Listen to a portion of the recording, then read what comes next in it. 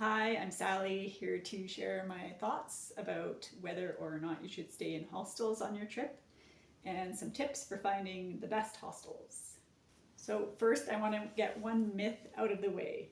No, you are not too old to stay in a hostel.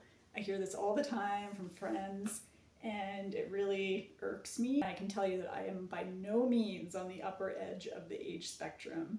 I've met grandparents, I've met lots of retired people, I've met lots of, professionals who are taking a gap year, people who are reconsidering their careers midlife. I've met parents and their kids and multi-generational families traveling together.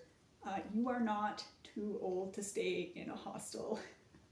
So just set that concern aside right now. I will give you some tips about how to find a hostel that's not oriented towards a really young party crowd. If that's something you're hoping to avoid, I'll do that at the end of the video. First, sleeping arrangements. Yes, hostels typically have bunk rooms. You will be sleeping with strangers in the same room if you stay in those bunk rooms. You do need to be quiet. You do need to not be a light sleeper, because even with earplugs, there might be lights turning on and off. There's going to be people coming and going. And of course, you can't lay out your luggage all over the room and leave it there, because other people need to use that space, so you need to be a bit more organized. You're going to have less privacy, of course, compared to a hotel room. So that's definitely a bit of a con, but the plus side of that is that you're more likely to meet some interesting people when you're sharing that space with them. If you're a budget-minded traveler, this is a pretty easy compromise to make. In case you didn't know this, lots of hostels these days have private rooms, whether that's for one person, two people, a group, or a family. That is a really nice alternative because it sort of sits in the middle. You get all the pros of a hostel and all the pros of your own hotel room as well. And so if it's a reasonable price, I often will look for one of those private rooms. That way I can lay out all my things. Some of them have ensuite bathrooms. Those private rooms also mean that you get all of the benefits of the amenities of the hostel while still having a good night's sleep. Generally speaking, unless you're in a private room with your own ensuite, you will be sharing a bathroom. So this is another con. You do have to be a little bit more organized. You need to have a little bag with your shower things, a bag for your clothes, and a pair of flip-flops. Again, if you're on a budget, I find this is totally doable. You quickly get used to the routine, your nighttime routine and your morning routine. And I really think it's worth the trade-off in terms of the cost savings. So amenities. Amenities are really where hostels come out on top compared to hotels. Most hostels do have some kind of shared lounge space.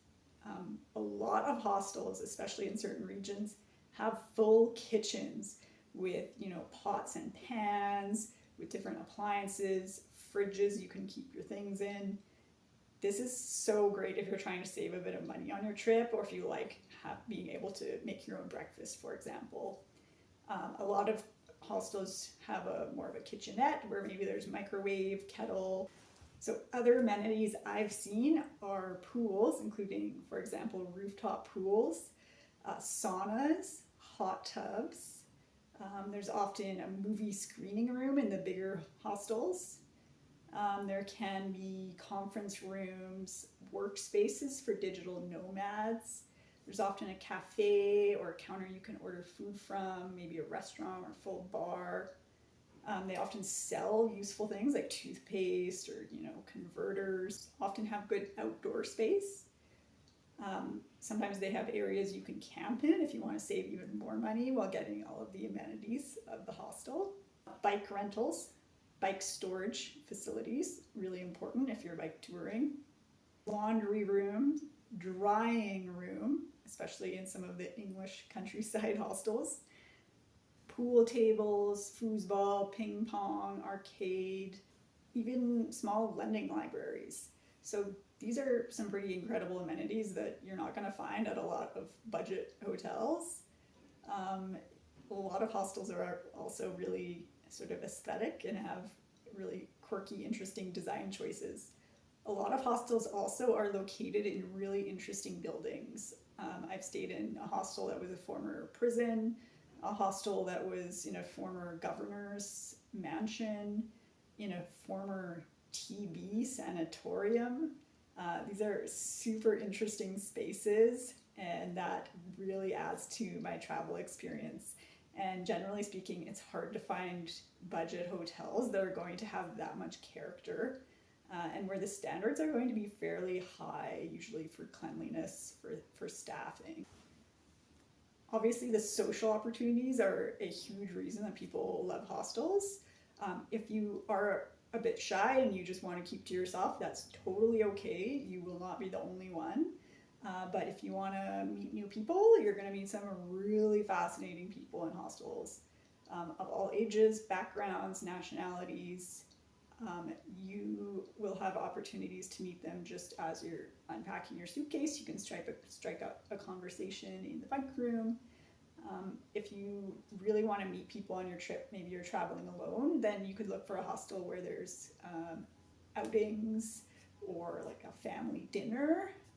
That's such an easy way to just build in some social time into your trip and to sort of let somebody else plan an activity for the night too. If you are hoping to meet people, I really suggest also looking for hostels that have a happy hour, maybe a small bar inside, or maybe they just sell cold drinks after a certain hour of the evening and people gather.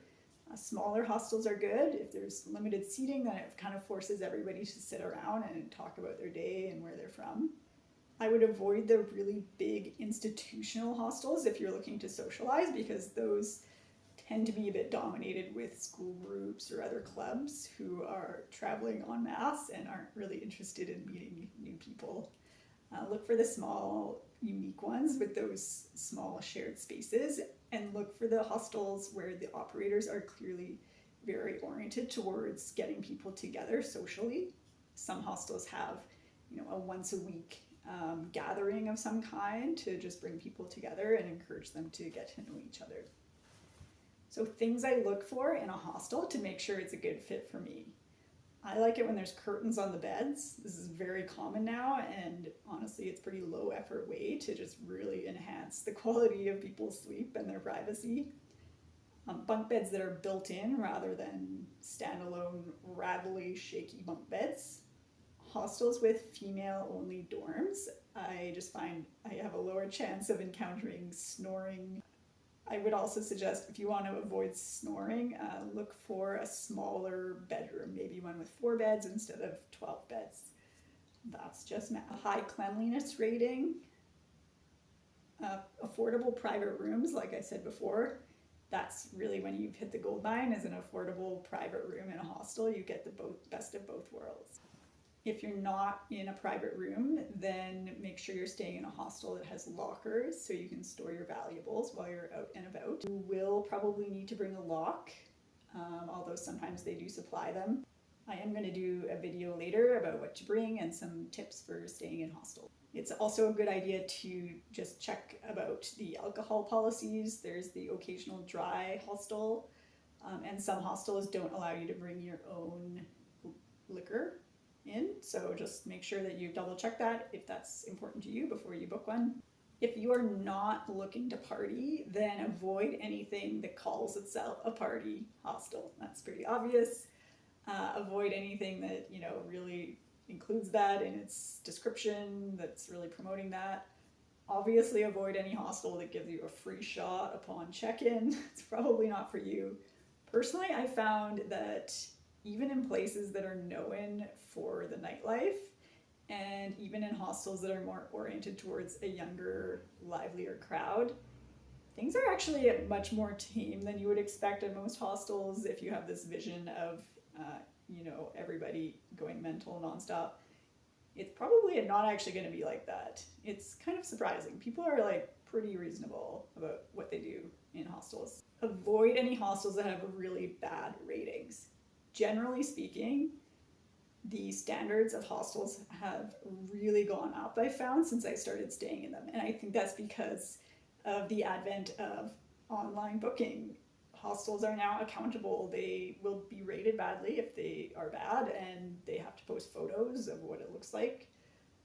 So generally speaking, hostels are, I think, much nicer than they used to be, but there is still the occasional really bad hostel around, so make sure you avoid those. If you are traveling somewhere pretty obscure and or during the off season, I definitely recommend staying in a hostel if there is one, because you might find that for the price of a bed in a bunk room, you actually get the whole room to yourself, and there's nothing better than that feeling. So ultimately, should you stay in a hostel? Obviously, I think you should definitely stay in a hostel, try it out, see what you think. Stay in a few. They're all different. It's going to add to your travel experience, and it is by far the best value most of the time. It's a lot less depressing than staying in a dingy, lonely hotel room all by yourself if you're traveling solo. And even if you're with friends, it can be a more affordable way and a more fun, interesting way to explore a new city.